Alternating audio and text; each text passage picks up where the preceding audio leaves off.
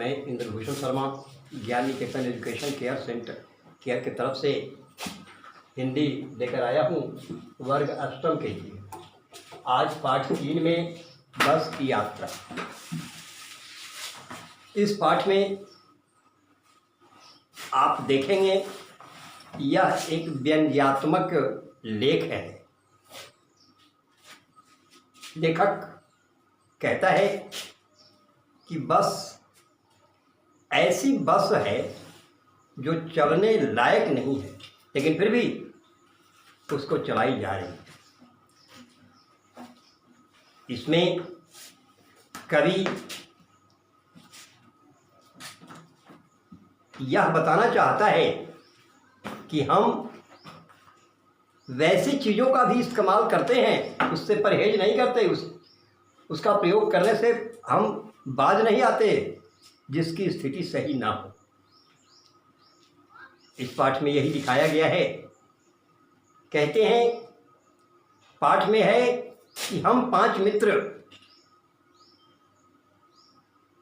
इसी बस से यात्रा करने वाले हैं, क्योंकि पन्ना से जो बस खुलती है जबलपुर के लिए, सतना होते हुए जबलपुर के लिए, वो इसी कंपनी की बस है।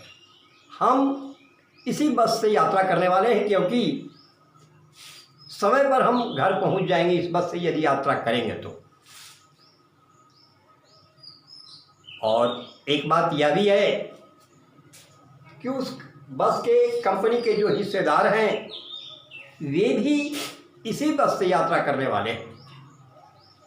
लोग कहते हैं यह बस शाम में खुलती है। लोग कहते हैं कि समझदार व्यक्ति जो होते हैं वो शाम वाली बस से यात्रा नहीं करते।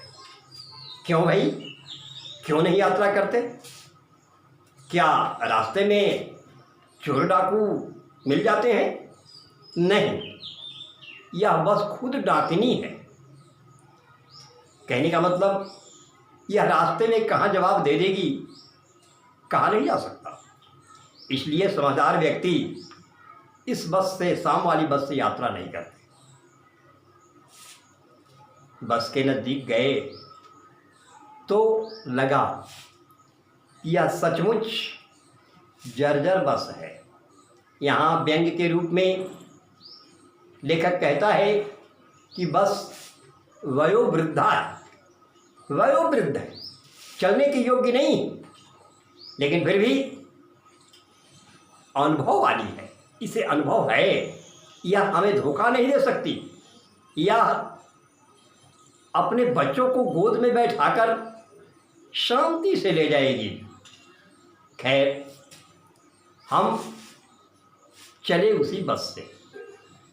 बस जब शुरू हुई, जब स्टार्ट हुई तो लगा जैसे सारी बस इंजन है।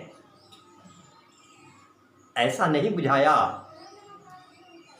कि सिर्फ बस पर में एक ही जगह इंजन है, सारी बस ही इंजन है। हम सीट पर बैठ गए।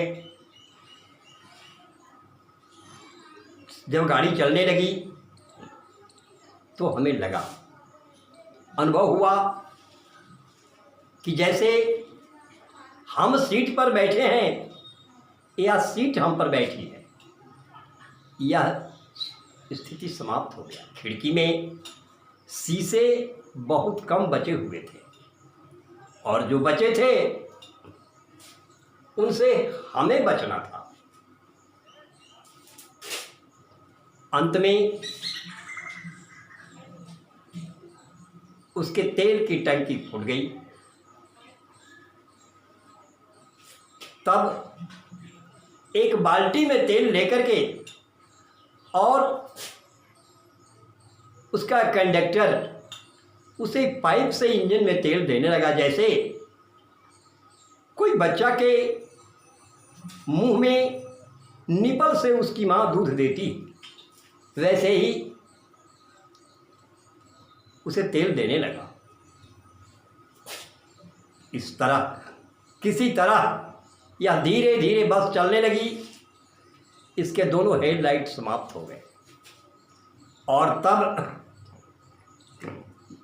आगे से कोई बस जब आए तो यह बस खुद ही किनारे पकड़ लेती, मानो कह रही हो कि तुम आगे बढ़ जाओ, तुम साइड होकर के आगे बढ़ जाओ, हमारी तो वह अब आयु रही नहीं। खैर किसी तरह बस आगे बढ़ी। आगे चलते चलते यह बस बिल्कुल जवाब दे गई। पहले ही हमें जो छोड़ने आए थे बस तक, वे इस भाव से हमें छोड़ रहे थे कि जैसे जहाँ मैं जा रहा हूँ, जहाँ हम जा रहे हैं, वहाँ से फिर हमें लौटना नहीं है। अंतिम विदाई देने के उद्देश्य से वे लोग हमें विदा करने आ रहे थे और विदा करके जा रहे थे। जैसे लगा फिर हम लोगों को लौटना नहीं। किसी तरह बस एक वियावान में, निर्जन में, वियावान में रुक गई, बस जवाब दे गई। फिर किसी तरह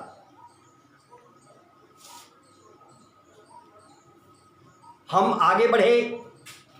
लगता था सड़क के किनारे जितने भी पेड़ हैं सब हमें दुश्मन नज़र आ रहे थे। पता नहीं बस किस पेड़ से टकरा जाए, इसका कोई अंदाज़ा नहीं। टकरा सकती थी, कभी भी उस बस का स्टीयरिंग फेल कर सकता था, बस का ब्रेक जवाब दे सकता था। खैर किसी तरह हम लोग समय के बहुत बाद धीरे धीरे रेंगती हुई गाड़ी बस हमें अपने गंतव्य तक पहुंचाई। अपने गंतव्य पर उतर करके हम लोग सांस में सांस लिया, जान में जान आई हमें, और लगा कंपनी के जो हिस्सेदार जो हमारे साथ यात्रा कर रहे थे उसी बस से सचमुच बहुत बस से प्रेम करने वाले हैं। बस से उनका प्यार बहुत अधिक है। नहीं तो कोई अपने जान को जोखिम में डाल करके भला इस बस से यात्रा क्यों करेगा। लेकिन वे हिस्सेदार साहब सचमुच इस बस के काफ़ी प्रेमी थे। बस से उनको बहुत प्यार था, यह उनके यात्रा करने के भाव से ही स्पष्ट नज़र आ रहा था।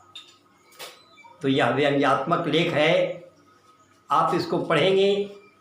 मैंने इसका सारांश संक्षेप में आपको बताया, आप इसको पढ़ेंगे, यही भाव आपको नज़र आएगा इस पाठ में, और आप इसका प्रश्न उत्तर बनाने का प्रयास करेंगे। जहाँ कठिनाई होगी मैं आपको फिर सहयोग करूँगा। धन्यवाद।